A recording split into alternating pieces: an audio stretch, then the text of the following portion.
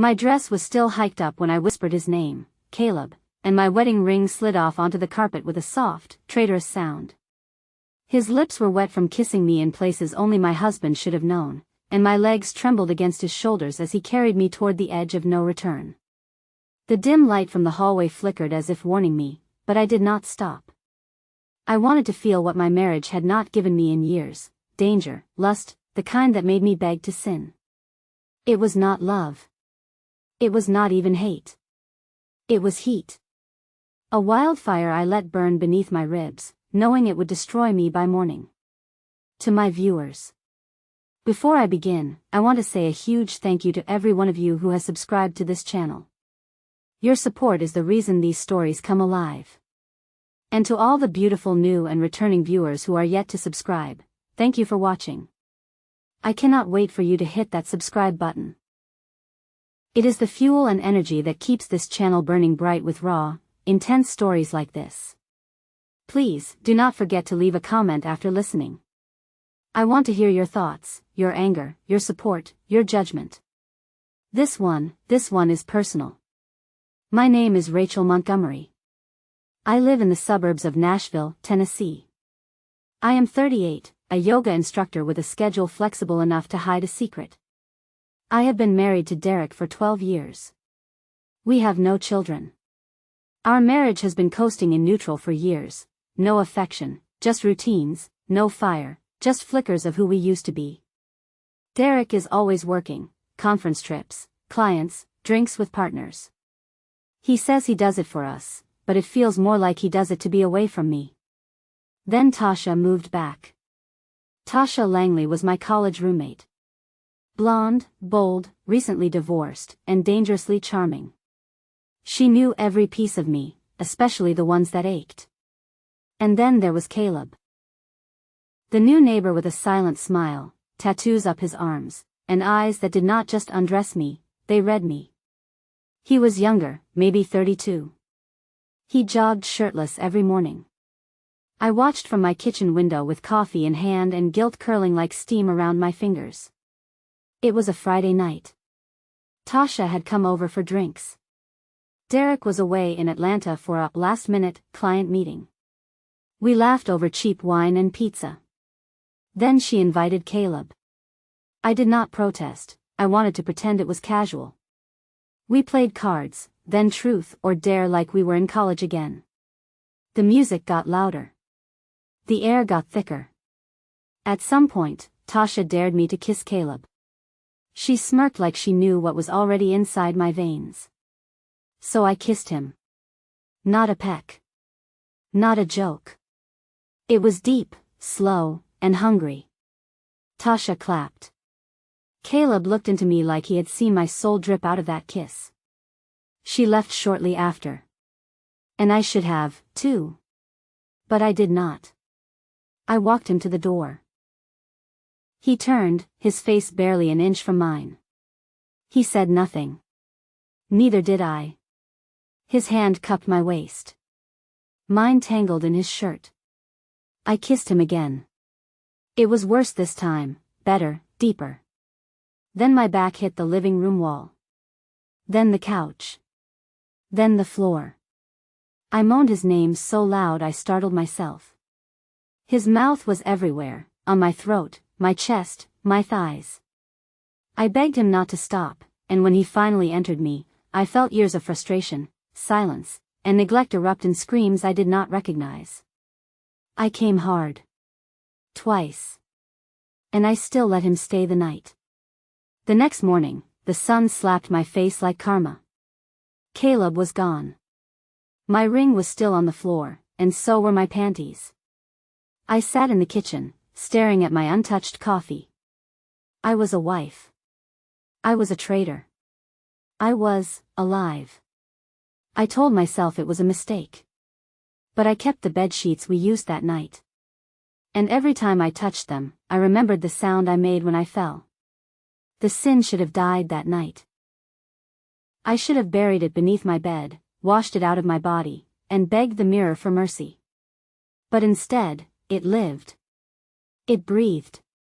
It grew roots in my thighs and bloomed behind my eyes every time I closed them. I tried to return to normal, to Rachel the wife, Rachel the yoga teacher, Rachel who never crossed lines. But normal felt like wearing a dead woman's skin. Derek came home Sunday evening with souvenirs from Atlanta, a bottle of bourbon and a t-shirt that read, "Hustle Hard." He smiled. I smiled back.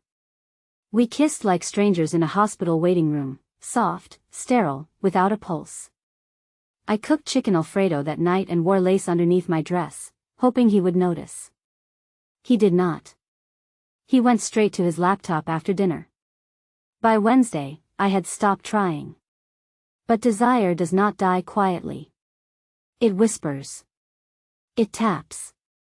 It knocks. And sometimes, it walks right through your front door.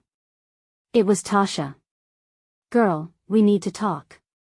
Urgent."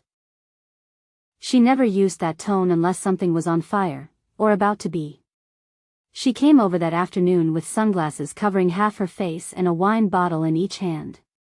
Her red nails were trembling. I poured us a drink, but she downed hers before I could sit. Then she dropped the bomb. "I slept with Derek." The room spun. My hand froze around my glass. I laughed at first. Not because it was funny, but because it was absurd. She looked at me, dead serious. "It happened 2 weeks ago. When he said he was at a leadership retreat in Tampa." I felt my throat close. My ears rang. And something inside me broke, but not in the way I expected. I did not cry. I smiled. Because somehow, in the most twisted, disgusting way, it made my own sin feel smaller. I was not the only one. We were both snakes. We were both liars. And in that toxic moment, we both laughed. A week passed. Caleb had not texted. Had not waved. Had not looked my way. I was starting to believe he had moved on. Until the package arrived. There was no name on the envelope. Just a USB drive, and a note.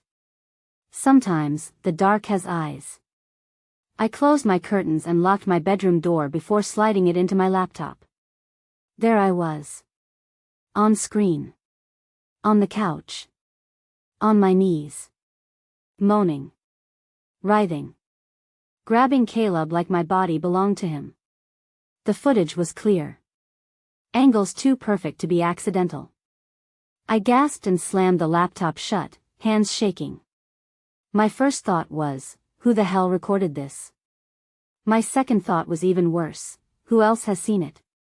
That night, I drank until the walls pulsed.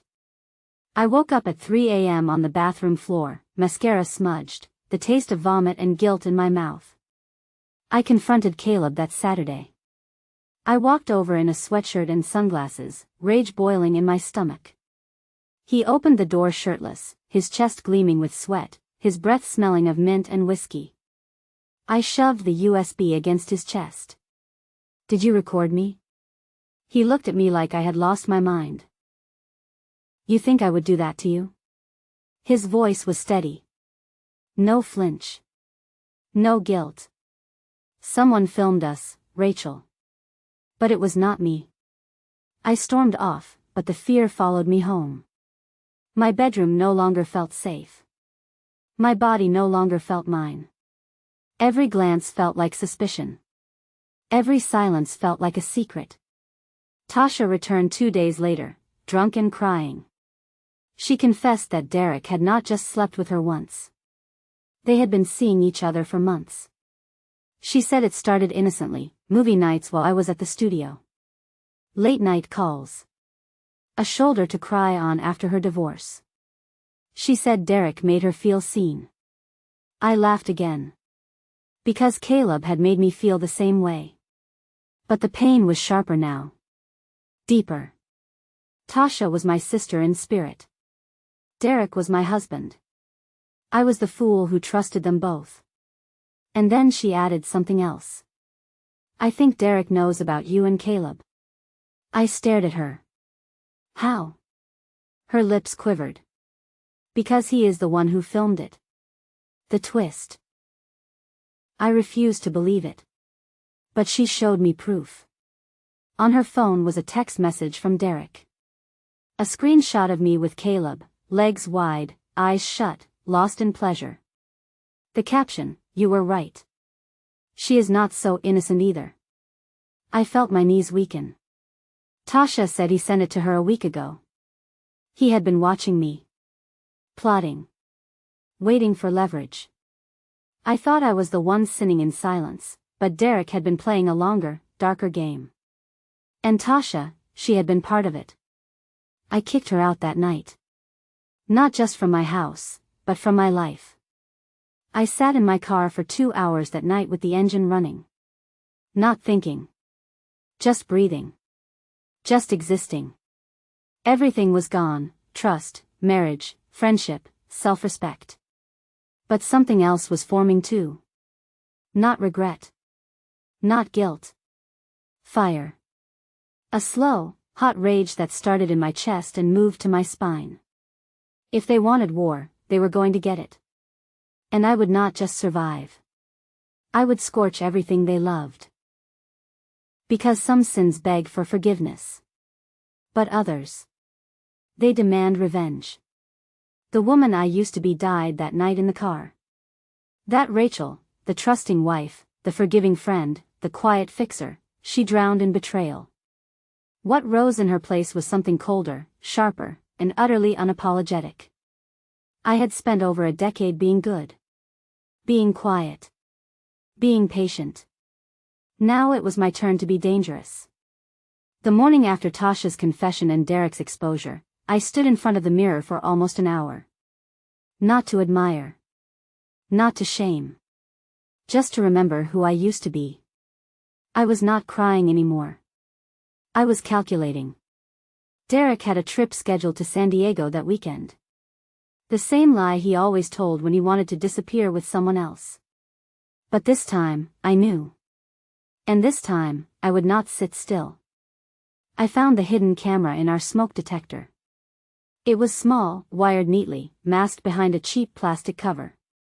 I yanked it out with bare hands. I smiled.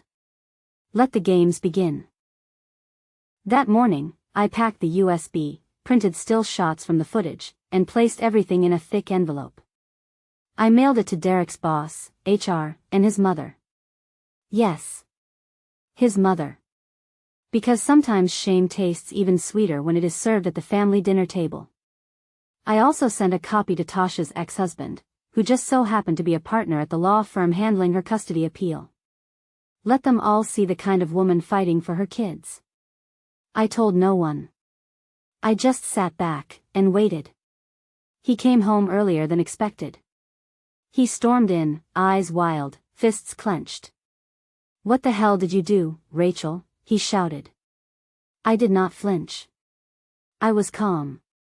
Serene even. I asked him if he enjoyed watching me beg for another man. He threatened me, said I had ruined his career. I looked him straight in the eye and said, "You ruined your life. I just mailed it in." He threw a glass against the wall.